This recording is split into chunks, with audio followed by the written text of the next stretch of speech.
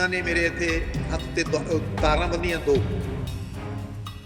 ਬੋਲਦੇ ਨਾ ਝਟਕੇ, ਇਸ ਤਰ੍ਹਾਂ ਆਗੇ ਝਟਕੇ, ਬਿਜਲੀ ਦੇ ਝਟਕੇ, ਹਰ ਝਟਕੇ ਚ ਆਗੇ ਲੱਗਦਾ ਸੀ ਕਿ ਵੀ ਪਤਾ ਨਹੀਂ ਬੱਚਾ ਆਏਗਾ ਨਹੀਂ ਆਏਗਾ, ਜਾਨ ਨਿਕਲ ਜਾਏਗੀ। ਤੁਸੀਂ ਆਪਣੀ ਗ੍ਰਿਫਤਾਰੀ ਕੋਸ਼ਿਸ਼ ਕਰੋ ਨਾ ਹੋਵੇ, ਆਸਾਨ ਹੋ ਜਾਓ, ਬਾਕੀ ਬਾਅਦ ਚ ਕੀ ਕਰਨਾ ਉਹ ਅਸੀਂ ਵੇਖਾਂਗੇ। ਤੇ ਉਹ ਮੈਨੂੰ ਦੇਖ ਕੇ ਉਹਨਾਂ ਨੇ ਕਿਹਾ ਕਿ ਜੀ ਤੁਹਾਡੀਆਂ ਕੀ ਐਕਟੀਵਿਟੀਜ਼ ਨੇ? ਮੈਂ ਕਿਹਾ ਜੀ ਮੇਰੀਆਂ ਐਕਟੀਵਿਟੀਜ਼ ਸਾਰੀਆਂ ਲਾਅ ਦੇ ਮੁਤਾਬਕ ਨੇ। ਜੋ ਹੀ ਮੈਂ ਉਸ ਤੋਂ ਬਾਹਰ ਨਿਕਲਿਆ, ਪੁਲਿਸ ਨੇ ਮੈਨੂੰ ਗ੍ਰਿਫਤਾਰ ਕਰ ਲਿਆ। ਮਿਸਿਸ ਇੰਦਰਾ ਗਾਂਧੀ ਦੀ ਉਹ ਜਿਹੜੀ ਸਟੇਟਮੈਂਟ ਰੇਡੀਓ ਤੋਂ ਬਾਰ-ਬਾਰ ਆ ਰਹੀ ਸੀ, ਹਾਂਜੀ, ਹਜੇ ਤੱਕ ਮੇਰੇ ਕੰਨਾਂ 'ਚ ਗੂੰਜਦੀ ਹੈ। 25 ਜੂਨ ਦਾ ਇਤਿਹਾਸ ਬੜਾ ਨਿਵੇਕਲਾ ਹੈ। 25 ਜੂਨ 1975 ਨੂੰ ਉਸ ਵੇਲੇ ਦੇ ਜਿਹੜੇ ਪ੍ਰਧਾਨ ਮੰਤਰੀ ਸੀ ਇੰਦਰਾ ਗਾਂਧੀ, ਉਹਨਾਂ ਨੇ ਐਮਰਜੈਂਸੀ ਲਾਗੂ ਕੀਤੀ ਸੀ ਮੁਲਕ ਦੇ ਵਿੱਚ। ਸੈਂਸਰਸ਼ਿਪ ਲਾ ਦਿੱਤੀ ਗਈ ਸੀ ਤੇ ਬਹੁਤ ਸਾਰੇ ਜਿੰਨੇ ਸਿਆਸੀ ਵਿਰੋਧੀ ਸੀ, ਨੌਜਵਾਨ ਸੀ, ਪਾਰਟੀਆਂ ਦੇ ਸੀ, ਤੇ ਜਿੰਨੇ ਵੀ ਐਕਟਿਵਿਸਟ ਸੀ ਕਿਸੇ ਵੀ ਫੀਲਡ 'ਚ, ਸਭ ਨੂੰ ਜ਼ਿਆਦਾ ਜੇਲ੍ਹਾਂ 'ਚ ਪਾਤਾ ਸੀ ਜਾਂ ਉਹਨਾਂ ਦੇ ਵਾਰੰਟ ਕੱਢਤੇ ਸੀ, ਉਹਨਾਂ ਨੂੰ ਤੰਗ ਕੀਤਾ ਸੀ। ਬਹੁਤ ਵੱਡੇ ਪੱਧਰ ਤੇ ਸਾਰੇ ਮੁਲਕ ਦੇ ਵਿੱਚ ਗ੍ਰਿਫਤਾਰੀਆਂ ਹੋਈਆਂ ਸੀ ਤੇ ਬਹੁਤ ਸਾਰੇ ਜਿਹੜੇ ਨੇਤਾ ਉਹ ਜੇਲ੍ਹਾਂ 'ਚ ਰਹੇ। ਦੋ ਜਿਹੜੇ ਐਕਟ ਸੀਗੇ, ਜਿਹੜੇ ਅੰਗਰੇਜ਼ਾਂ ਵੇਲੇ ਦੇ ਐਕਟ ਚੱਲੇ ਆ ਰਹੇ, ਮੀਸਾ ਤੇ DIR, ਉਹ ਲਾਗੂ ਕੀਤੇ ਗਏ ਸੀ। ਤੇ ਉਹਨਾਂ ਦੇ ਵਿੱਚ ਬਹੁਤ ਸਾਰੇ ਜਿਹੜੇ ਸਾਡੇ ਵਰਗੇ ਇਹੋ ਜਿਹੇ ਲੋਕ ਨੇ ਜਿਨ੍ਹਾਂ ਨੇ ਉਹ ਖੁਦ ਹੰਢਾਇਆ, ਭੁਗਤਿਆ, ਤੇ ਉਹ ਹਮੇਸ਼ਾ ਹੀ ਹਰ ਸਾਲ ਫਿਰ ਉਹ ਯਾਦਾਂ ਤਾਜ਼ਾ ਕਰਦੇ ਆ ਜਦੋਂ ਇਸ ਤਰ੍ਹਾਂ ਦੀ ਦਿਨ ਆਉਂਦਾ ਹੈ। ਤੇ ਅੱਜ ਮੈਂ ਤੁਹਾਡੇ ਰੂਬਰੂ ਕਰਾ ਰਿਹਾ ਸਤਪਾਲ ਜੈਨ ਹੋਰਾਂ ਨਾਲ। ਵੈਸੇ ਤਾਂ ਇਹ ਜਾਣੇ ਪਛਾਣੇ ਨੇ, ਬਹੁਤ ਨਾਮੀ ਕਾਨੂੰਨਦਾਨ ਨੇ, BJP ਦੇ ਲੀਡਰ ਨੇ, MP ਵੀ ਰਹੇ ਨੇ ਤੇ ਐਡੀਸ਼ਨਲ ਸੋਲੀਸਿਟਰ ਜਨਰਲ ਨੇ। ਪਰ ਅੱਜ ਦੇ ਦਿਨ ਇਹਨਾਂ ਦੀ ਜਿਹੜੀ ਮੈਂ ਜਦੋਂ ਇੰਟਰਵਿਊ ਕਰ ਰਿਹਾ ਤਾਂ ਮੇਰੇ ਨਾਲ ਕਾਫੀ ਕੁਝ ਸਿਮਿਲੈਰਿਟੀਜ਼ ਹੈਗੀਆਂ ਨੇ ਕਿ 1975 'ਚ ਮੈਂ ਵੀ ਐਕਟਿਵਿਸਟ ਸੀਗਾ, ਸਟੂਡੈਂਟ ਐਕਟਿਵਿਸਟ ਸੀ, ਇਹ ਵੀ ਸਟੂਡੈਂਟ ਐਕਟਿਵਿਸਟ ਸੀਗੇ, ਤੇ ਮੇਰੇ ਦੇ ਵੀ DIR ਲੱਗਿਆ ਸੀ ਐਮਰਜੈਂਸੀ 'ਚ, ਤੇ ਇਹਨਾਂ ਦੇ ਵੀ DIR ਲੱਗਿਆ ਸੀ। ਤੇ ਮੈਂ ਹਾਲਾਂਕਿ ਲੈਫਟਿਸਟ ਸੀਗਾ, ਇਹ ਜਿਹੜੇ BJP ਜਾਂ ਉਸ ਵੇਲੇ ਜਨਸੰਘ ਸੀਗੀ, ਜਿਹੜਾ ਉਸ ਵੇਲੇ ਉਧਰਲੀ ਵਿਚਾਰਧਾਰਾ ਸੀ, ਮੈਂ ਲੈਫਟਿਸਟ ਸੀਗਾ। ਤੇ ਉਸੇ ਤਰ੍ਹਾਂ ਹੀ 1975 ਜਦੋਂ ਐਮਰਜੈਂਸੀ ਲੱਗੀ ਤੇ ਸਾਡੀਆਂ ਵੀ ਗ੍ਰਿਫਤਾਰੀ ਦੇ ਵਾਰੰਟ ਜਾਰੀ ਕੀਤੇ। ਉਸ ਵੇਲੇ ਸਰਕਾਰ ਨੇ ਡਿਫੈਂਸ ਆਫ ਇੰਡੀਆ ਰੂਲਸ, ਮੈਂ ਇਹਨਾਂ ਤੋਂ ਐਕਸਪਲੇਨ ਕਰਾਵਾਂਗਾ, ਇਹਨਾਂ ਨੂੰ ਕਹਾਂਗਾ ਕਾਨੂੰਨਦਾਨ ਨੇ ਵੀ ਮੀਸਾ ਤੇ ਉਹ defence of India rules act ਕੀ ਨੇ, ਉਹ ਥੋੜੀ ਜਿਹੀ ਉਹਦੀ ਵੀ ਜਾਣਕਾਰੀ ਇਹਨਾਂ ਤੋਂ ਲਵਾਂਗੇ ਅਸੀਂ ਡਿਟੇਲ। ਤੇ ਇਹਨਾਂ ਨੂੰ ਵੀ, ਪਰ ਇਹਨੂੰ ਸਾਡਾ ਫਰਕ ਇਹਨਾਂ ਸੀ ਵੀ ਇਹ ਗ੍ਰਿਫਤਾਰ ਕੀਤਾ ਗਿਆ ਇਹਨਾਂ ਨੂੰ, ਇਹ ਜੇਲ੍ਹ 'ਚ ਰਹੇ, ਪਰ ਮੈਂ ਜੇਲ੍ਹ 'ਚ ਨਹੀਂ ਗਿਆ, ਮੈਂ ਵਾਰੰਟਡ ਰਿਹਾ, ਮੈਂ ਰੂਪੋਸ਼ ਰਿਹਾ 2 ਸਾਲ ਤੇ ਉਹਦੇ 'ਚ ਉਹ ਸਾਡਾ ਉਹ ਜਿਹੜੀ ਉਸ ਵੇਲੇ ਸਟੂਡੈਂਟ ਬੋਡੀ ਸੀ, ਉਹਦਾ ਫੈਸਲਾ ਸੀ ਵੀ ਗ੍ਰਿਫਤਾਰ ਨਹੀਂ ਹੋਣਾ, ਪਰ ਇਹਨਾਂ ਨੂੰ ਤਾਂ ਸਡਨਲੀ ਗ੍ਰਿਫਤਾਰ ਕਰ ਗਏ। ਇਹ ਜੇਲ੍ਹ 'ਚ ਰਹੇ ਤੇ ਇਹਨਾਂ ਨੂੰ ਟਾਰਚਰ ਵੀ ਸਹਿਣਾ ਪਿਆ, ਤੇ ਉਹ ਇਹਨਾਂ ਦੀ ਜ਼ੁਬਾਨੀ ਸੁਣਾਂਗੇ ਉਸ ਵੇਲੇ ਦੀ ਹੱਡਬੀਤੀ ਕਿ ਉਸ ਵੇਲੇ ਕੀ ਹੋਇਆ, ਕਿਹੋ ਜਿਹਾ ਮਾਹੌਲ ਸੀ। ਅੱਜ ਦੇ ਲੋਕ ਇਸ ਵੇਲੇ ਦਾ ਚਿੱਤਰਨਾ ਜਾਂ ਸੋਚਣਾ ਕਾਫੀ ਔਖਾ ਹੈ ਉਹਨੂੰ, ਜੋ ਕੁਛ ਉਸ ਵੇਲੇ ਹੰਢਾਇਆ ਸੀਗਾ। ਜੈਨ ਸਾਹਿਬ, ਵੈਲਕਮ। ਬਹੁਤ ਧੰਨਵਾਦ ਤੁਹਾਡਾ।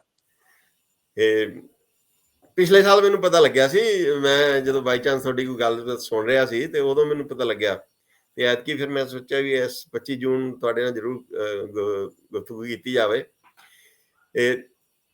ਕਿਵੇਂ ਮਤਲਬ ਜਦੋਂ ਐਮਰਜੈਂਸੀ ਲੱਗੀ, ਜਿਵੇਂ ਮੈਨੂੰ ਤਾਂ ਐਮਰਜੈਂਸੀ ਦਾ ਬਿਲਕੁਲ ਕਨਸੈਪਟ ਨਹੀਂ ਸੀ, ਪਤਾ ਨਹੀਂ ਸੀ, ਤੇ ਜਦੋਂ ਕਿਸੇ ਨੇ ਦੱਸਿਆ ਸੀ ਵੀ ਐਮਰਜੈਂਸੀ ਲੱਗ ਗਈ, ਤੁਹਾਡੇ ਘਰ ਛਾਪੇ ਪੈ ਗਏ, ਤੇ ਅਸੀਂ ਲੱਭਦੇ ਫਿਰੀ ਵੀ ਐਮਰਜੈਂਸੀ ਕੀ ਹੁੰਦੀ ਹੈ।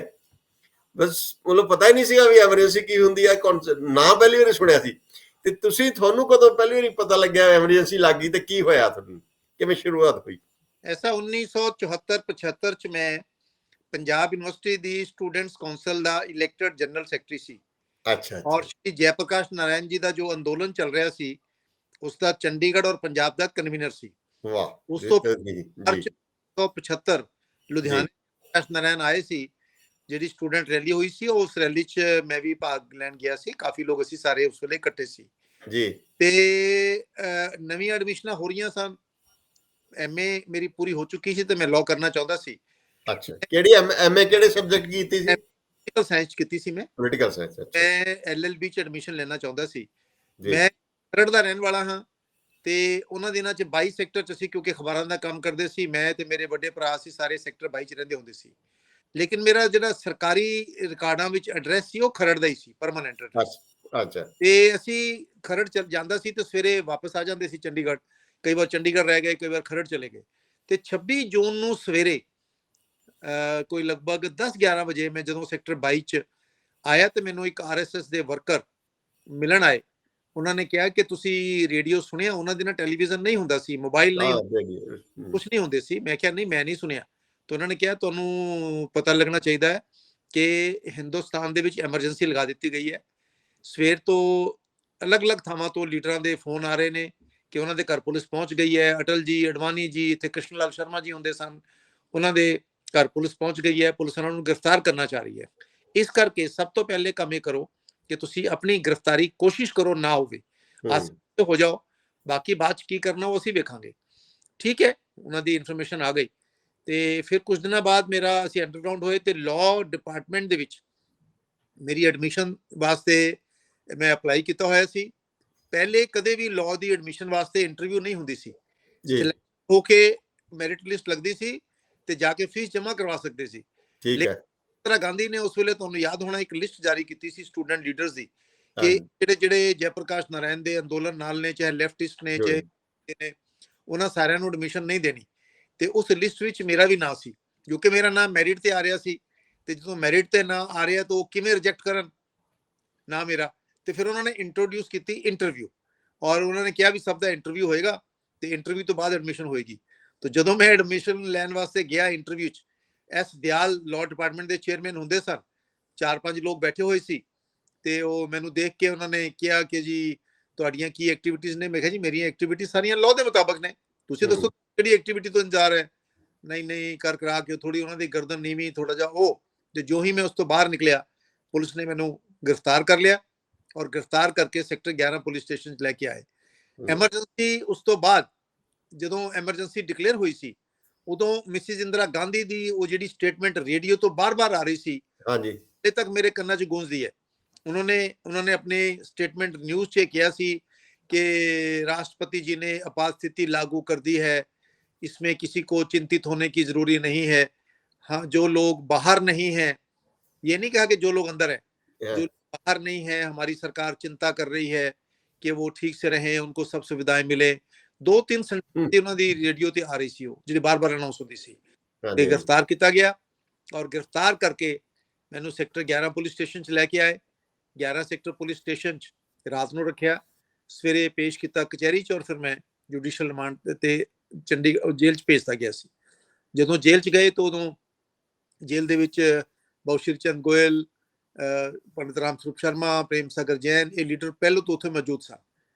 ਤੇ ਉਹ ਅਸੀਂ ਜੇਲ੍ਹ 'ਚ ਰਹੇ। ਸਭ ਤੋਂ ਛੋਟਾ ਸੀ ਮੈਂ, ਮੇਰੀ ਸਿਰਫ 23 ਸਾਲ ਦੀ ਉਮਰ ਸੀ। 15 ਜੂਨ 1975 ਨੂੰ ਮੇਰੀ 23 ਸਾਲ ਦੀ ਉਮਰ ਪੂਰੀ ਹੋਈ ਸੀ, ਤਾਂ ਸਭ ਤੋਂ ਛੋਟਾ ਮੈਂ ਕੈਦੀ ਸੀ। ਉਸ ਤੋਂ ਬਾਅਦ ਕੋਈ ਲਗਭਗ, ਕਿਉਂਕਿ ਡਿਫੈਂਸ ਆਫ ਇੰਡੀਆ ਰੂਲ ਲੱਗਿਆ ਸੀ, ਮੀਟਾ ਡਿਫੈਂਸ ਆਫ ਇੰਡੀਆ ਰੂਲ ਔਰ 751, ਇਹ 3 ਧਾਰਾਵਾਂ ਸਨ ਜਿਹੜੀਆਂ ਡੈਟੀਨਿਊਸ ਤੇ ਲੱਗਦੀਆਂ ਸੀ। ਜਿਹੜੇ ਲੋਕ ਤੇ ਬਿਲਕੁਲ ਜਿਵੇਂ ਅਡਵਾਨੀ ਜੀ, ਅਟਲ ਜੀ, ਜਿਨ੍ਹਾਂ ਦੇ ਬਾਰੇ ਤੇ ਸੀ ਵੀ ਇਹਨਾਂ ਨੂੰ ਕਿਸੇ ਹਾਲ 'ਚ ਬਾਹਰ ਆਣੇ ਨਹੀਂ ਦੇਣਾ। ਤੁਸੀਂ 23 ਸਾਲ ਦੇ, ਮੈਂ 22 ਸਾਲ ਦਾ ਸੀ ਉਸ ਵੇਲੇ। ਉਹਨਾਂ ਤੇ ਮੀਸਾ ਲੱਗਦਾ ਸੀ, maintenance of internal security act, ਜਿਸ ਦਾ ਮਤਲਬ ਇਹ ਕਿ ਤੁਹਾਨੂੰ ਕਚਹਿਰੀ 'ਚ ਪੇਸ਼ ਨਹੀਂ ਕੀਤਾ ਜਾਏਗਾ, ਤੁਹਾਨੂੰ ਜੇਲ੍ਹ 'ਚ ਰੱਖਿਆ ਜਾਏਗਾ। ਮੇਰੇ ਤੇ DIR ਲੱਗਿਆ ਸੀ, defence of India rules. Defence of India rules ਇਸ ਕਰਕੇ ਬਣਾਏ ਗਏ ਸਨ ਕਿ ਆਪਣੇ ਵੱਲੋਂ ਇਹ ਸ਼ੋਅ ਕਰਨ ਵਾਸਤੇ ਕਿ ਬੰਦਾ ਹਿੰਦੁਸਤਾਨ ਦੀ ਡਿਫੈਂਸ ਵਾਸਤੇ ਖਤਰਨਾਕ ਹੈ, ਖਤਰਾ। ਲੇਕਿਨ ਡਿਫੈਂਸ ਆਫ ਇੰਡੀਆ ਰੂਲ 'ਚ ਵੀ ਜੋ ਕ੍ਰਿਮੀਨਲ ਪ੍ਰੋਸੀਜਰ ਕੋਡ ਹੈ ਉਹ ਲਾਗੂ ਹੁੰਦੀ ਸੀ। ਮਤਲਬ ਇਹ ਕਿ ਤੁਹਾਨੂੰ 14 ਦਿਨ ਤੋਂ ਬਾਅਦ ਜੱਜ ਦੇ ਸਾਹਮਣੇ ਪੇਸ਼ ਕੀਤਾ ਜਾਏਗਾ, ਫਾਈਲ ਹੋਏਗੀ, ਬਕਾਇਦਾ ਤੁਹਾਨੂੰ ਚਾਰजेस ਫਰੇਮ ਹੋਣਗੇ, ਐਵੀਡੈਂਸ ਹੋਏਗੀ, ਜਿਵੇਂ 751 'ਚ ਹੈ। ਮੀਸਾ ਚ ਨਹੀਂ ਹੁੰਦਾ, ਮੀਸਾ ਚ ਬੋਰਡ ਬਣਦਾ ਹੈ ਨਾ, ਮੀਸਾ ਤਾਂ ਬਿਲਕੁਲ ਡਿਟੇਨ ਕਰ ਲਿਆ ਗਿਆ, ਤੁਹਾਨੂੰ ਰੀਜ਼ਨ ਆਣਗੇ, ਗਰਾਊਂਡਸ ਆਣਗੀਆਂ। ਉਸ ਤੋਂ ਬਾਅਦ ਫਿਰ ਐਡਵਾਈਜ਼ਰੀ ਬੋਰਡ ਡਿਸਾਈਡ ਕਰੇਗਾ ਕਿ ਰੱਖਣਾ ਨਹੀਂ ਰੱਖਣਾ। ਉਹ 14 ਦਿਨਾਂ ਤੋਂ ਬਾਅਦ ਜੇਲ੍ਹ ਜੱਜ ਦੇ ਪੇਸ਼ ਕਰਨ ਦੀ ਕੰਡੀਸ਼ਨ ਉਹਦੇ 'ਚ ਨਹੀਂ ਹੁੰਦੀ ਸੀ। ਇਹ ਇੱਕ ਥੋੜੀ, ਇਹ DIR ਉਹੀ ਹੈ ਜਿਹੜਾ ਅੰਗਰੇਜ਼ਾਂ ਵੇਲੇ ਬਣਿਆ ਸੀ ਕਿ ਨਵਾਂ ਬਣਾਇਆ ਸੀ ਇਹਨਾਂ ਨੇ? ਜਦ ਤੱਕ ਜਾਣੀ ਕਹਿ ਰਹੀ ਹੈ, ਉਸ ਵੇਲੇ ਇਹਨਾਂ ਨੇ ਆਰਡੀਨੈਂਸ ਇਸ਼ੂ ਕਰਕੇ ਡਿਫੈਂਸ ਆਰਡੀਨੈਂਸ ਇਸ਼ੂ ਕੀਤਾ ਸੀ, ਕਿਉਂਕਿ ਜਦੋਂ ਸਾਨੂੰ ਪੇਸ਼ ਕੀਤਾ ਗਿਆ ਸੀ ਪਹਿਲੀ ਵਾਰ ਵੀ, ਉਦੋਂ ਵੀ ਜੱਜ ਨੇ ਪੁੱਛਿਆ ਸੀ ਕਿ ਵੀ ਡਿਫੈਂਸ ਆਫ ਇੰਡੀਆ ਰੂਲ ਦਿਖਾਓ। ਡਿਫੈਂਸ ਆਫ ਇੰਡੀਆ ਰੂਲ ਦੇ ਵਿੱਚ ਖਾਸੀਅਤ ਉਹਨਾਂ ਨੇ ਕਰਤੀ ਸੀ ਕਿ ਜਿਸ ਤੇ ਡਿਫੈਂਸ ਆਫ ਇੰਡੀਆ ਰੂਲ ਲੱਗੇਗਾ ਉਹਨੂੰ ਜ਼ਮਾਨਤ ਨਹੀਂ ਮਿਲ ਪਾਏਗੀ, ਹਾਂ ਜ਼ਮਾਨਤ ਨਹੀਂ ਹੋਏਗਾ, ਬੇਲ ਵਾਸਤੇ ਇੰਟਾਈਟਲ ਨਹੀਂ ਹੋਏਗਾ। ਤੇ ਮੇਰੇ ਸੇ ਡਿਫੈਂਸ ਆਫ ਇੰਡੀਆ ਰੂਲ ਲਗਾਇਆ ਗਿਆ ਸੀ। 4 ਮਹੀਨੇ ਬਾਅਦ 5 ਮਹੀਨੇ ਬਾਅਦ ਜਦੋਂ ਚਾਰਜ ਸ਼ੀਟ ਆਈ, ਕੰਸੀਡਰ ਹੋਇਆ, ਤਾਂ ਜੱਜ ਨੇ ਕਿਹਾ ਵੀ ਇਹਨਾਂ ਦੇ ਖਿਲਾਫ ਤਾਂ ਕੇਸ ਹੀ ਕੋਈ ਨਹੀਂ ਬਣਦਾ ਡਿਫੈਂਸ ਆਫ ਇੰਡੀਆ ਰੂਲ ਦਾ। ਤੁਸੀਂ ਕਹਿ ਰਹੇ ਹੋ ਕਿ ਇਹਨਾਂ ਨੇ ਉੱਥੇ ਇੱਕ ਰੈਲੀ ਕੀਤੀ ਲਾਅ ਡਿਪਾਰਟਮੈਂਟ 'ਚ, ਮੇਰੇ ਤੇ ਕੇਸ ਹੀ ਬਣਾਇਆ ਸੀ ਕਿ ਮੈਂ ਲਾਅ ਡਿਪਾਰਟਮੈਂਟ 'ਚ ਰੈਲੀ ਕੀਤੀ ਔਰ ਰੈਲੀ ਕਰਕੇ ਕਿਹਾ ਕਿ ਇੰਦਰਾ ਦੀ ਸਰਕਾਰ ਨੂੰ ਪਲਟਾ ਦਾਂਗੇ, ਇਹ ਕਰ ਦਾਂਗੇ, ਉਹ ਕਰ ਦਾਂਗੇ। तो जज ने कहा भी इंदिरा दी सरकार पलटा देंगे, उत्ते प्राइम मिनिस्टर उन्हां दी सरकार है, हिंदुस्तान दी सरकार नूं ते कुछ नहीं है, कोई डिफेंस नहीं है। सरकार पलटाना सरकार रखना ये कोई ऐसी चीज नहीं है। तो उन्होंने मैनू फिर डिस्चार्ज किया। उस तो बाद जो मैं बाहर आया, पार्टी ने डिसाइड किया, उस वेले सत्याग्रह चालू हो चुका सी, लेफ्टिस्ट पार्टियां भी, अकाली दल भी, बीजेपी, उस वेले जनसंघ हुंदी सी, ये भी सारे मुस्लिम ਅਸੀਂ ਵੀ ਸੀਗੇ, ਸਾਡੀ ਜਥੇਬੰਦੀ ਵੀ ਸੀ, ਵਿਰੋਧ ਕਰ ਰਹੇ ਸੀ, ਸਾਰੇ ਵਿਰੋਧ ਕਰ ਰਹੇ ਸੀ। ਸ਼ੁਰੂ ਹੋ ਗਿਆ ਸੀ। ਫਿਰ ਉਸ ਤੋਂ ਬਾਅਦ ਸੱਤਿਆਗ੍ਰਹਿ ਸ਼ੁਰੂ ਹੋਇਆ ਤੇ 27 ਜਨਵਰੀ 1976 ਨੂੰ ਮੇਰੀ ਡਿਊਟੀ ਲੱਗੀ 6 ਬੰਦਿਆਂ ਨੂੰ ਲੈ ਕੇ ਯੂਨੀਵਰਸਿਟੀ ਸੱਤਿਆਗ੍ਰਹਿ ਕਰਨ ਦੀ।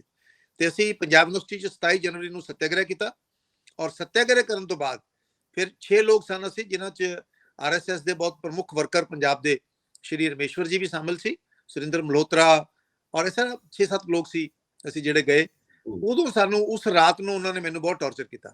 ਜਦੋਂ ਉਹ ਪਕੜ ਕੇ ਲੈ ਗਏ, ਹੋਇਆ ਇਹ ਕਿ ਪੰਜਾਬ ਯੂਨੀਵਰਸਿਟੀ 'ਚ ਉਸ ਦਿਨ ਜਿਹੜਾ CID ਦਾ ਬੰਦਾ ਸੀ ਉਹ ਕਿਤੇ ਛੁੱਟੀ ਚਲਾ ਗਿਆ, ਫਿਲਮ ਦੇਖਣ ਚਲਾ ਗਿਆ ਤੇ ਸੱਤਿਆਗ੍ਰਹਿ ਕੀਤਾ ਤੇ 15 ਮਿੰਟ 20 ਮਿੰਟ ਅੱਧਾ ਘੰਟਾ ਨਾਰੇ ਲਗਾਉਂਦੇ ਸਾਡਾ ਵੀ ਅਸੀਂ ਵੀ ਏਦਾਂ ਹੀ ਕਰ ਦਿੰਦੇ ਸੀ। ਅਸੀਂ ਵੀ ਕਰਦੇ ਕਿ ਸਡਨਲੀ ਪ੍ਰੋਗਰਾਮ ਬਣਾਉਣਾ ਕਿਸੇ ਕਾਲਜ ਦਾ ਜਾਂ ਕਿਸੇ ਜਗ੍ਹਾ ਦਾ, ਉਹਦੇ ਇਕੱਠੇ ਹੋ ਜਾਣਾ, ਅਚਾਨਕ ਨਾਰੇ ਮਾਰਨੇ, ਫਿਰ ਜਦੋਂ ਪੁਲਿਸ ਆਉਣੀ ਉਦੋਂ ਮਾਰ ਕੇ ਚਲੇ ਜਾਣਾ। ਘੰਟਾ ਹੋ ਗਿਆ ਨਾਰੇ ਮਾਰਦੇ ਸਾਡੇ ਗਲੇ ਦੁਖਣ ਲੱਗੇ। ਅਸੀਂ ਵੀ ਇੰਤਜ਼ਾਰ ਕਰੀਏ ਵੀ ਕਦੋਂ ਪੁਲਿਸ ਆਵੇ ਤੇ ਅਰੈਸਟ ਕਰੇ।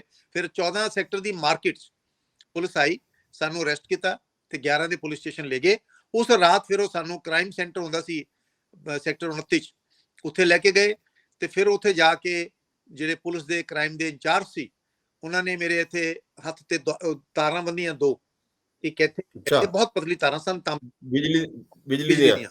ਫਿਰ ਉਹ ਉੱਥੇ ਪਲੱਗ ਸੀ ਜਿਹਦੇ ਚੋਂ ਔਨ ਸੀ, ਤੇ ਫਿਰ ਉਹਦੇ ਚੋਂ ਇਸ ਤਰ੍ਹਾਂ ਜਰਕ ਜਿਹਨੂੰ ਬੋਲਦੇ ਨਾ, ਝਟਕੇ, ਇਸ ਤਰ੍ਹਾਂ ਝਟਕੇ, ਬਿਜਲੀ ਦੇ ਝਟਕੇ, ਹਰ ਝਟਕੇ ਚ ਆ ਕੇ ਲੱਗਦਾ ਸੀ ਕਿ ਵੀ ਪਤਾ ਨਹੀਂ ਅੱਗੇ ਆਏਗਾ ਨਹੀਂ ਆਏਗਾ, ਜਾਨ ਨਿਕਲ ਜਾਏਗੀ। तो उन्होंने ਕਿਵੇਂ ਮਤਲਬ ਉਦੋਂ ਤਕਲੀਫ ਹੁੰਦੀ ਸੀ, ਕਿਵੇਂ ਝਟਕਿਆਂ ਨਾਲ ਜਿਵੇਂ ਕਰੰਟ ਲੱਗਦਾ ਵੀ ਤੁਸੀਂ ਗਏ ਤੇ ਬੋਡੀ ਹਿਲ ਜਾਂਦੀ ਸੀ, ਨਿਕਲਦਾ ਸੀ। ਮੈਂਟਲ ਤੇ ਹੁੰਦਾ ਸੀ, ਫਿਜ਼ੀਕਲ ਟੌਰਚਰ ਬਹੁਤ ਹੁੰਦਾ ਸੀ। ਜਦੋਂ 5-6 ਵਾਰ ਉਹਨਾਂ ਨੇ ਝਟਕੇ ਇਸ ਤਰ੍ਹਾਂ ਲਗਾਏ, ਸ਼ਾਇਦ 10 ਵਾਰ ਲਗਾਏ ਕਈ ਸੈਕਿੰਡਸ ਵਾਸਤੇ। ਤੇ ਉਤੋਂ ਕੇ ਸ਼ਰਮਾ ਹੁੰਦੇ ਸਨ ਇੱਕ ਇੰਸਪੈਕਟਰ ਸਟੇਸ਼ਨ 'ਚ, ਉਹਨਾਂ ਨੇ ਫਿਰ ਸ਼ਾਇਦ ਪੁਲਿਸ ਦਾ ਸਟਾਈਲ ਵੀ ਹੋਏਗਾ। ਉਦੋਂ ਬਾਅਦ ਉਹਨਾਂ ਨੇ ਫਿਰ ਜਿਹੜਾ ਇੰਸਪੈਕਟਰ ਸੀ ਲਗਾ ਰਿਹਾ ਸੀ ਦੂਜਾ, ਉਹਨੂੰ ਕਿਹਾ, ਕਹਿੰਦਾ ਬਸ ਕਰ, ਉਹਨੂੰ ਬਹੁਤ ਹੋ ਗਿਆ, ਇਹ ਪੋਲੀਟੀਕਲ ਲੋਕ ਹੈਗੇ ਨੇ, ਕਹਿੰਦਾ ਮੁੰਡਾ ਇੰਨਾ ਪੜ੍ਹਿਆ ਲਿਖਿਆ ਹੈਗਾ, ਕੱਲ ਨੂੰ MLA ਬਣੇਗਾ, MP ਬਣੇਗਾ, ਤੂੰ ਕਦੇ ਵਾਸਤੇ ਪੰਗੇ 'ਚ ਪੈਂਦਾ, ਜਿੰਨਾ ਤੇਰਾ ਫਰਜ਼ ਕਰਦਾ ਛੱਡ, ਕਹਿੰਦਾ ਹੁਣ ਕੱਲ ਨੂੰ ਮਰ ਗਿਆ, ਕੋਈ ਗੱਲ ਹੋ ਗਈ ਤੇ ਤੂੰ ਉਹਦਾ ਅੰਦਾਜ਼ਾ ਠੀਕ ਸਾਬਤ ਹੋਇਆ, ਫਿਰ ਤੁਸੀਂ MP ਵੀ ਬਣ ਗਏ, ਹੋ ਗਈ ਤੇ ਕੱਲ ਨੂੰ ਪਏਗਾ, ਹੋ ਗਿਆ, ਚੱਲ ਬਸ ਹੁਣ ਲੈ ਚੱਲੀਏ। ਚਲੋ ਫਿਰ ਉਹ ਲੈ ਕੇ ਆਏ ਔਰ ਅਗਲੇ ਦਿਨ ਮੈਨੂੰ ਉਹਨਾਂ ਨੇ ਫਿਰ CGM ਦੇ ਸਾਰਿਆਂ ਨੂੰ ਪੇਸ਼ ਕੀਤਾ। ਉੱਥੇ ਮਿਸਟਰ HR ਨਾਗਰਾ ਹੁੰਦੇ ਸੀ CGM, ਉਹਨਾਂ ਦੇ ਅੱਗੇ ਪੇਸ਼ ਕੀਤਾ ਔਰ ਪੇਸ਼ ਕਰਕੇ ਮਿਸਟਰ ਵੋਰਾ ਸੀ ਪਬਲਿਕ ਪ੍ਰੋਸੀਕਿਊਟਰ, ਉਹਨਾਂ ਨੇ ਫਾਈਲ ਦਿੱਤੀ, ਸਾਨੂੰ ਪੇਸ਼ ਕੀਤਾ ਗਿਆ ਸੀ, ਉਹਨਾਂ ਦੇ ਸਾਹਮਣੇ ਖੜੇ ਸੀ ਤੇ ਜੱਜ ਸਾਹਿਬ ਨੂੰ ਉਹਨਾਂ ਨੇ ਕਿਹਾ ਜੀ ਸਾਨੂੰ ਇਹ ਬੰਦਿਆਂ ਦਾ ਪੁਲਿਸ ਰਿਮਾਂਡ ਚਾਹੀਦਾ। ਉਹਨੇ ਕਿਹਾ ਪੁਲਿਸ ਰਿਮਾਂਡ ਬਟ ਫॉर, ਤਾਂ ਉਹਨਾਂ ਜਿਹੜੇ ਇਹ ਐਮਰਜੈਂਸੀ ਦੇ ਖਿਲਾਫ ਐਜੀਟੇਸ਼ਨ ਚਲਾ ਰਹੇ ਨੇ, ਨਾਰੇ ਲਗਾ ਰਹੇ ਨੇ, ਪੋਸਟਰ ਬਣ ਰਹੇ ਨੇ, ਤਾਂ ਅਸੀਂ ਉਹ ਰਿਕਵਰ ਨਾ ਕਰਨਾ ਚਾਹੁੰਦੇ ਹਾਂ ਮਸ਼ੀਨ ਜਿੱਥੇ ਪੋਸਟਰ ਬਣ ਰਹੇ ਨੇ, ਅਸੀਂ ਉਹਨਾਂ ਲੀਡਰਾਂ ਬਾਰੇ ਪਤਾ ਕਰਨਾ ਚਾਹੁੰਦੇ ਨੇ ਜਿਹੜੇ ਅੰਡਰਗਰਾਊਂਡ ਨੇ।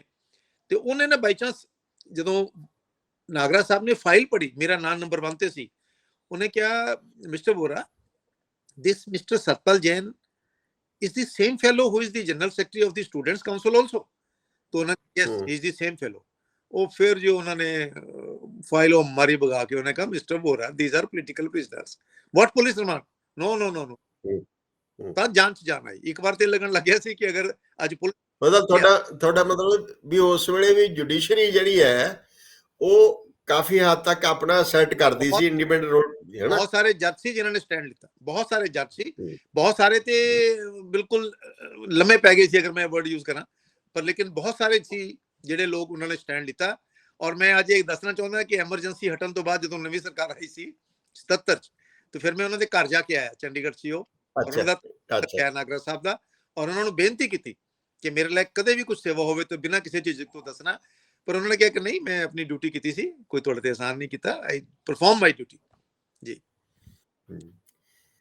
ਤੇ ਕਿਹੜੀ ਜੇਲ੍ਹ ਚ ਰਹੇ ਸੀ ਤੁਸੀਂ, ਕਿੱਥੇ, ਹੋਰ ਕੌਣ ਨਾਲ ਸੀ ਤੁਹਾਡੇ? ਚੰਡੀਗੜ੍ਹ ਦੇ ਜਿਹੜੇ ਪ੍ਰਿਜ਼ਨਰ ਸਨ ਉਹਨਾਂ ਨੂੰ ਚੰਡੀਗੜ੍ਹ ਬੁੜੈਲ ਜੇਲ੍ਹ ਚ ਰੱਖਿਆ ਜਾਂਦਾ ਸੀ। ਅੱਛਾ, ਬੁੜੈਲ ਜੇਲ੍ਹ ਜੇਲ੍ਹ ਸੀ, ਉੱਥੇ ਬਹੁਤ ਉਸ ਵੇਲੇ ਬੈਰਕਾਂ ਘੱਟ ਹੁੰਦੀਆਂ ਸੀ, ਹੁਣ ਤੇ ਬਹੁਤ ਬੈਰਕਸ ਬਣ ਗਈਆਂ, ਉਸ ਵੇਲੇ ਬੈਰਕਸ ਬਹੁਤ ਘੱਟ ਸੀ, ਉੱਥੇ ਰੱਖਿਆ ਗਿਆ। ਉਸੇ ਜੇਲ੍ਹ ਦੇ ਵਿੱਚ ਬਾਬੂ ਸ਼੍ਰੀ ਚੰਦ ਗੋਇਲ ਜਿਹੜੇ MP ਹੁੰਦੇ ਸਨ, ਪੰਡਿਤ ਰਾਮ ਸਰੂਪ ਸ਼ਰਮਾ, ਸ਼੍ਰੀ ਪ੍ਰੇਮ ਸਾਗਰ ਜੈਨ ਔਰ MR ਲਖਨਪਾਲ ਜਿਹੜੇ ਕਾਂਗਰਸ ਦੇ ਲੀਡਰ ਸੀ, ਉਹ ਰੱਖੇ ਹੋਏ ਸਨ। ਆਨੰਦ ਮਾਰਗ ਦੇ ਕੁਝ ਬੰਦੇ ਸੀ, ਔਰ ਕੁਝ ਦੇਰ ਸਾਡੇ ਨਾਲ ਅਕਾਲੀਆਂ ਦੇ ਇੱਕ ਜੱਥੇ ਨੇ ਵੀ ਚੰਡੀਗੜ੍ਹ ਸੱਤਿਆਗ੍ਰਹਿ ਕੀਤਾ ਸੀ, ਲਗਭਗ 25-30 ਵਰਕਰ ਸੀ, ਉਹ ਵੀ ਸਾਡੇ ਨਾਲ ਆਏ, ਉਹ ਵੀ ਸਾਡੀ ਉੱਥੇ ਰਹੇ ਕੁਝ ਦੇਰ ਤੱਕ। ਔਰ ਸਾਡੀ ਜਿਹੜੀ ਜੇਲ੍ਹ ਦੇ ਵਿੱਚ ਸਾਨੂੰ ਮਿਲਾਇਆ ਨਹੀਂ ਗਿਆ, ਦੱਸਿਆ ਨਹੀਂ ਗਿਆ, ਲੇਕਿਨ ਉਸ ਦੌਰਾਨ 3 ਇੰਪੋਰਟੈਂਟ ਲੀਡਰ ਚੰਡੀਗੜ੍ਹ ਜੇਲ੍ਹ ਚ ਆਏ ਸਨ। ਮੁਰਾਰਜੀ ਭਾਈ ਦੇਸਾਈ ਸ਼ਾਇਦ 1 ਹਫ਼ਤੇ ਦੇ ਕਰੀਬ ਇੱਥੇ ਰੱਖੇ ਗਏ, ਚੰਦਰ ਸ਼ੇਖਰ ਜੀ ਰੱਖੇ ਗਏ, ਵਿਜੇ ਕੁਮਾਰ ਇੱਥੇ ਆਏ, ਲੇਕਿਨ ਸਾਨੂੰ ਉਹ ਨਹੀਂ ਦੱਸਿਆ ਗਿਆ। ਸਾਨੂੰ ਸਿਰਫ ਇੰਨਾ ਹੀ ਦੱਸਿਆ ਜਾਂਦਾ ਸੀ ਕਿ ਤੁਸੀਂ ਇਸ ਜਿਹੜੀ ਬੈਰਕ ਹੈ ਇਹਦੇ ਆਸ-ਪਾਸ ਨਹੀਂ ਜਾਣਾ, ਔਰ ਅਸੀਂ ਸਮਝ ਜਾਂਦੇ ਸੀ ਵੀ ਇੱਥੇ ਕੋਈ ਨਾ ਕੋਈ VIP ਆਇਆ। ਕੋਈ VIP ਕੋਈ ਇੱਕ ਦਿਨ ਸਾਡੇ ਨਾ ਉੱਥੇ ਨਾਈ ਆਂਦਾ ਹੁੰਦਾ ਸੀ ਜਿਹੜਾ ਸਾਡੀ ਕਟਿੰਗ ਕਰਦਾ ਸੀ, ਉਹ ਕੇਸ ਦੇ ਵਿੱਚ ਉਹਨੂੰ ਉਮਰ ਕੈਦ ਹੋਈ ਸੀ।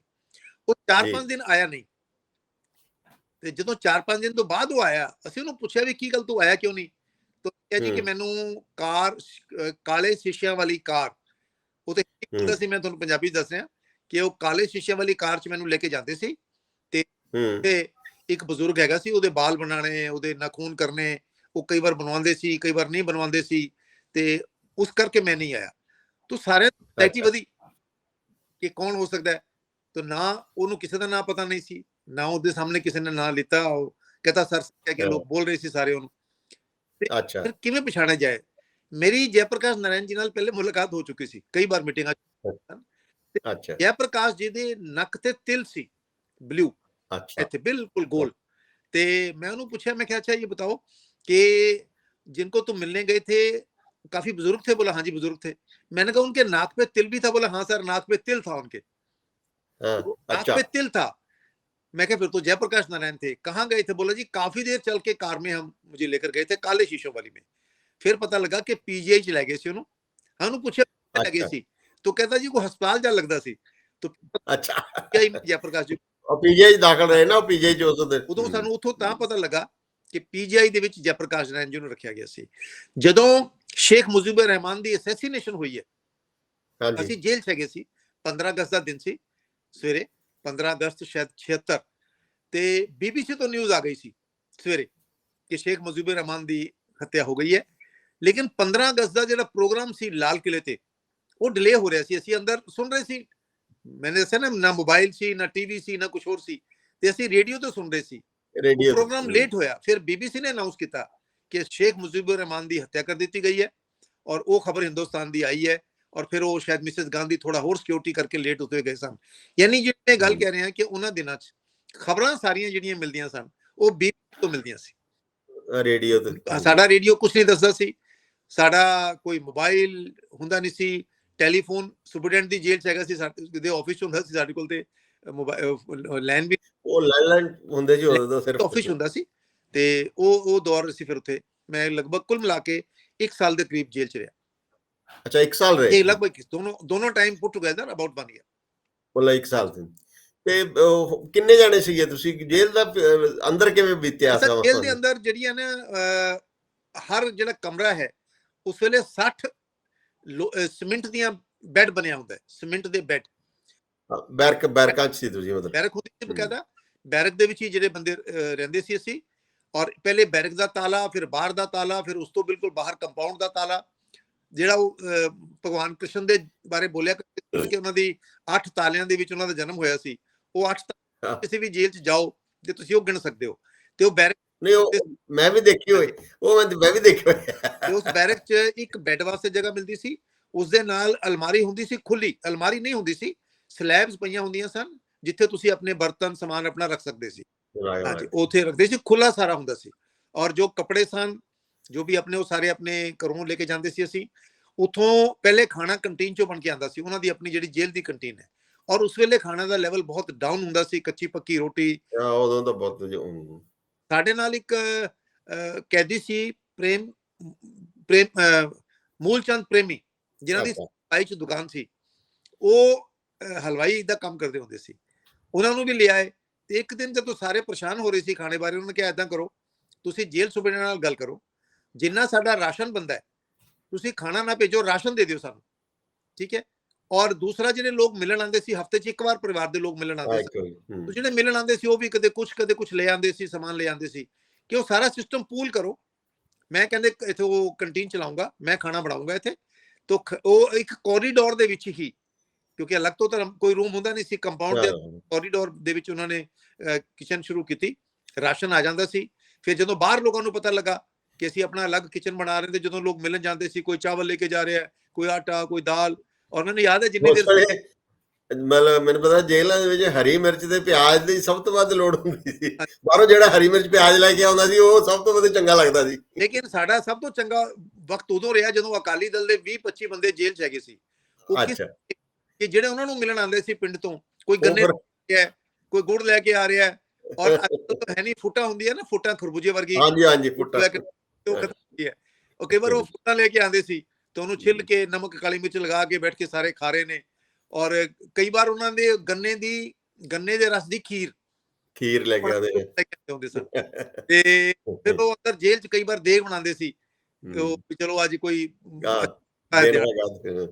ਕੁਝ ਹੋ ਰਿਹਾ, ਤਾਂ ਫਿਰ ਉਹ ਅੰਦਰ ਜੇਲ੍ਹ ਦੇ ਅੰਦਰ ਹੀ ਉਹ ਦੇਗ ਬਣਾ ਕੇ ਸਾਰਿਆਂ ਨੂੰ ਵਰਦੇ ਹੁੰਦੇ ਸੀ। ਬਹੁਤ ਅੱਛਾ ਜੇਲ੍ਹ ਦੇ ਅੰਦਰ ਦਾ ਮਾਹੌਲ, ਅੰਦਰਲਾ ਪੋਲੀਟੀਕਲ ਪ੍ਰਿਜ਼ਨਰਸ ਵਾਸਤੇ, ਸਿਆਸੀ ਕੈਦੀਆਂ ਅੰਦਰ ਮਾਹੌਲ ਮਾੜਾ ਨਹੀਂ ਹੁੰਦਾ। ਅੱਛਾ, ਇਹ ਦੱਸੋ ਬਸ ਹੁਣ ਲਾਸਟ ਸਵਾਲ, ਉਸ ਦੌਰ ਨੇ, ਉਸ ਜੋ ਕੁਝ ਵਾਪਰਿਆ, ਤੁਹਾਡੇ ਜੇਲ੍ਹ ਗਏ ਤੁਸੀਂ, ਉਸਨੇ ਤੁਹਾਡੀ ਜਿਹੜੀ ਫਿਊਚਰ ਲਾਈਫ, ਉਹ ਤੋਂ ਬਾਅਦ ਵਾਲੀ ਲਾਈਫ ਜਾਂ ਸਿਆਸੀ ਲਾਈਫ, ਉਹਦੇ 'ਚ ਕਿਹੋ ਜਿਹਾ ਰੋਲ ਪਲੇ ਕੀਤਾ? ਕਿਸ ਤਰ੍ਹਾਂ ਦਾ ਮਤਲਬ ਉਹਦਾ ਅਸਰ ਪਿਆ ਤੁਹਾਡੀ? ਉਹਦਾ ਬਹੁਤ, ਇਹ ਗੱਲ ਠੀਕ ਹੈ ਕਿ ਮੇਰਾ 1 ਸਾਲ ਖਰਾਬ ਹੋਇਆ ਜੇਲ੍ਹ 'ਚ, ਔਰ ਕਨਫਾਈਨਮੈਂਟ ਹੋਈ, ਜੇਲ੍ਹ 'ਚ ਰਿਹਾ।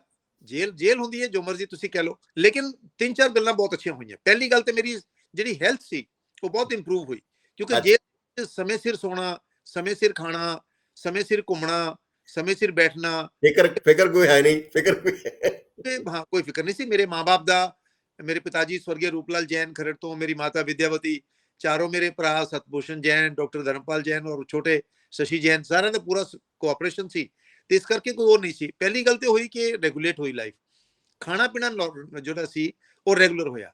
ਤੀਜੀ ਗੱਲ, ਜਿਹੜੇ ਬੰਦੇ ਜੇਲ੍ਹ 'ਚ ਹੈਗੇ ਸਨ, ਉਹ ਬੰਦਿਆਂ ਦਾ ਵੀ ਇੰਟੈਲੈਕਚੁਅਲ ਲੈਵਲ ਬਹੁਤ ਜ਼ਿਆਦਾ ਸੀ। JV ਗੁਪਤਾ ਸਾਡੇ ਨਾਲ ਜੇਲ੍ਹ 'ਚ ਹੈਗੇ ਸੀ, ਬਾਅਦ ਚੋਂ ਪੰਜਾਬ ਹਰਿਆਣਾ ਹਾਈ ਕੋਰਟ ਦੇ ਚੀਫ ਜਸਟਿਸ। ਸਤਪਾਲ ਗੁਪਤਾ ਸਾਡੇ ਨਾਲ ਸੀ, ਬਾਅਦ ਚੋਂ IAS ਬਣੇ ਹਰਿਆਣਾ 'ਚ। ਉਹ ਲੈਵਲ ਸੀ। ਅਸੀਂ ਉੱਥੇ ਖਾਣਾ ਪੀਣਾ, ਖਾ ਪੀ ਕੇ ਖਾਣਾ, ਸੈਰ ਕਰਨਾ, ਔਰ 1 ਘੰਟਾ ਰੋਜ਼ ਡਿਸਕਸ ਕਰਦੇ ਸੀ, ਕੋਈ ਨਾ ਕੋਈ ਇਸ਼ੂ ਲੈ ਕੇ ਡਿਸਕਸ਼ਨ ਹੁੰਦੀ ਸੀ। ਇੰਟੈਲੈਕਚੁਅਲ ਲੈਵਲ ਤੇ ਵੀ ਕਾਫੀ ਲਰਨ ਕਰਨ ਦਾ ਮੌਕਾ ਮਿਲਾ ਕਿ ਵੀ ਸਮਾਜ ਵਾਸਤੇ ਕੁਝ ਕਰਨਾ ਹੈ, ਮੁਲਕ ਵਾਸਤੇ ਕੁਝ ਕਰਨਾ, ਉਹ ਜ਼ਿਆਦਾ ਮਜ਼ਬੂਤ ਹੋਈ। ਔਰ ਜਿਹੜੀ ਮੈਂ ਗੱਲ ਕਈ, ਮੈਂ ਕਿ ਜੋ ਬਿਜਲੀ ਦੇ ਝਟਕੇ ਦੇ ਸੀ, ਉਹ ਤੇ ਮੈਂ ਸੰਭਾਲ ਕੇ ਰੱਖੇ ਨੇ। ਜਦੋਂ ਵੀ ਇਲੈਕਟ੍ਰੀਫਾਈ ਕਰਨਾ ਹੁੰਦਾ ਬੋਡੀ ਨੂੰ, ਉਹ ਬਟਨ ਦੁਬਾਰਾ ਬੋਡੀ 'ਚ ਦਬਾ ਦਿੰਦਾ ਮੈਂ, ਤੇ ਫਿਰ ਦੁਬਾਰਾ ਇਲੈਕਟ੍ਰੀਫਾਈ ਹੋ ਜਾਂਦਾ। ਇੱਕ ਆਪਣੇ ਆਪ ਇੱਕ ਉਹ ਸਬਕ ਸੀ। ਚੌਥੀ ਪੁਲਿਸ ਵਾਲੇ ਦਵਾ ਜੀ, ਹੁਣ ਆਪੇ ਦਵਾ ਲੈਣ। ਜਿਹੜੀ ਗੱਲ ਇੱਕ ਹੋਰ ਮਹਿਸੂਸ ਹੋਈ, ਸਮਾਜ ਦੇ ਅੰਦਰ ਜੋ ਅਪਰਚੁਨਿਜ਼ਮ ਹੈ, ਸਮਾਜ ਦੇ ਅੰਦਰ ਜੋ ਅਫਸਰਵਾਦੀਤਾ ਹੈ, ਉਸਦਾ ਵੀ ਦੇਖਣ 'ਚ ਮੌਕਾ ਮਿਲਿਆ। ਅੱਛੇ ਲੋਕ ਮਿਲਣ ਤੋਂ ਅਵਾਇਡ ਕਰਦੇ ਸੀ, ਅੱਛੇ ਲੋਕ ਆਉਣ ਤੋਂ ਅਵਾਇਡ ਕਰਦੇ ਸੀ, ਇਵਨ ਰਿਸ਼ਤੇਦਾਰ ਵੀ ਕਈ ਜਗ੍ਹਾ ਅਵਾਇਡ ਕਰਦੇ ਸੀ ਆਣਾ ਜਾਣਾ, ਵੀ ਸਾਡੇ ਕਿਤੇ ਪੁਲਿਸ ਨਾ ਆ ਜਾਏ, ਕਿਸੇ ਹੋਰ ਨਾ ਆ ਜਾਏ। ਮੈਂ ਅਰੈਸਟ ਹੋਣ ਤੋਂ, ਸੱਤਿਆਗ੍ਰਹਿ ਤੋਂ ਪਹਿਲੇ ਤੇ ਅਰੈਸਟ ਤੋਂ ਬਾਅਦ ਕਿਸੇ ਆਪਣੇ ਇੱਕ ਬਹੁਤ ਅੱਛੇ ਪਰਿਵਾਰ 'ਚ ਮਿਲਣ ਗਿਆ, ਤੇ ਮੈਂ ਦੇਖਿਆ ਕਿ ਉਹ ਬਹੁਤ ਅਨਕੰਫਰਟੇਬਲ ਸੀ। 2-4-5 ਮਿੰਟ ਤੋਂ ਬਾਅਦ ਉਹ ਮੈਨੂੰ ਲੈ ਕੇ ਬਾਹਰ ਆ ਗਏ ਗਲੀ 'ਚ, ਤੇ ਮਕਾਨ ਦੇ ਪਿੱਛੇ ਸਾਈਡ ਤੇ ਲੈ ਗਏ, ਔਰ ਉਹਨਾਂ ਨੇ ਮੈਨੂੰ ਸਾਫ਼ ਤੌਰ ਤੇ ਕਿਹਾ ਕਿ ਸਤਪਾਲ, ਅੱਜ ਕੱਲ੍ਹ ਹਾਲਾਤ ਐਸੇ ਹੈਗੇ ਨੇ, ਕੋਸ਼ਿਸ਼ ਕਰੋ ਅਗਰ ਅਵਾਇਡ ਹੋ ਜਾਏ ਆਣਾ, ਕਿਤੇ ਇਹ ਨਾ ਹੋਵੇ ਤੁਹਾਡੇ ਪਿੱਛੇ ਤੇ ਪੁਲਿਸ ਲੱਗੀ ਹੈ ਤੇ ਸਾਡੇ ਪਿੱਛੇ ਕਿਤੇ ਨਾ ਹੋ ਜਾਏ। ਲੋਕਾਂ 'ਚ ਚਰਚਾ ਹੁੰਦੀ ਸੀ ਕਿ ਐਮਰਜੈਂਸੀ ਵਿਦਿਆਚਰਨ ਸ਼ੁਕਲ, ਚੌਧਰੀ ਬੰਸੀ ਲਾਲ ਔਰ ਸਿਧਾਰਥ ਸ਼ੰਕਰ ਲੇ ਨੇ ਲਗਵਾਈ ਹੈ। ਮੈਂ 1996 ਚ ਆ ਕੇ ਸਾਡਾ ਚੌਧਰੀ ਬੰਸੀ ਲਾਲ ਜੀ ਨਾਲ ਸਮਝੌਤਾ ਹੋ ਗਿਆ ਸੀ, ਔਰ ਮੇਰੇ ਅੱਛੇ ਸੰबंध ਸਨ ਉਹਨਾਂ ਨਾਲ। मैं एक दिन उन्होंने तो पूछा कि बाबू जी ये बताओ कि लोग ये कहते हैं कि भी आपने इमरजेंसी लगवाई थी, आपने इंदिरा गांधी को सलाह दी थी, क्या आपने सलाह दी थी? सच है? और बंसीलाल जी साफ बोलते थे, वो बहुत साफ सी है, बिल्कुल ठीक है। तो मेरा भी काफी वहां प्यार है। हम उनके हरियाणा के घर में जो उनका ऊपर पर्सनल रूम था, वहीं बैठे हुए थे, तो उन्होंने अपनी हरियाणी में भाषा में कहा कि ना जैन साहब, मन ने ना इमरजेंसी लगवाई। बोला वो आयो, मैं सिद्धार्थ शंकर और इंदिरा गांधी 25 जून की सवेरे लिफ्ट में आ रहे थे। अच्छा। और लिफ्ट में आते, जब जो ही हम लिफ्ट में गए तो इंदिरा गांधी जी ने कहा कि बाबू जी, सिद्धार्थ शंकर जी, ये मेरे मन ने अपोजिशन वाले बहुत तंग कर रहे हैं, बड़े परेशान कर रहे हैं। अच्छा। तो साहब सिद्धार्थ शंकर ने कहा कि बहन जी, इसका हल हो सकता है। तो कहते इतने में लिफ्ट आके रुक गई। तो इंदिरा गांधी अपने साथ सिद्धार्थ शंकर ने लेके अपने दफ्तर में चली गई और मैं जैन साहब अपने ऑफिस में आ गया। फिर दोनों में क्या बात हुई, दोनों ने, सिद्धार्थ शंकर ने उनको समझाया, उन्होंने पढ़ाया, तो इमरजेंसी मैंने नहीं लगवाई, इमरजेंसी तो सिद्धार्थ शंकर ने लगवाई थी।